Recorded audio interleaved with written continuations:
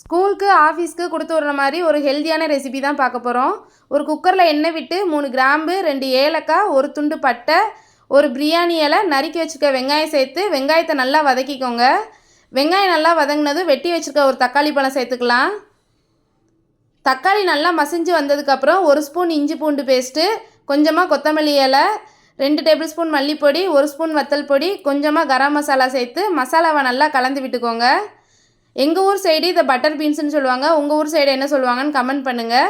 1 cup அளவு beans, கொஞ்சமாக உருளைக்கிழங்கு சேர்த்து மசாலாவோடு நல்லா கலந்து விட்டதும் தண்ணி சேர்த்து 3 விசில் வேக வச்சு எடுத்துக்கோங்க.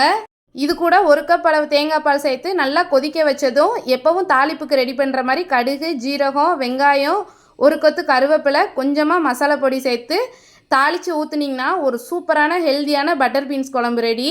இந்த மாதிரி ஈஸியான ஹெல்த்தியான குக்கிங்க்கு நம்ம சேனலை சப்ஸ்கிரைப் பண்ணிக்கோங்க.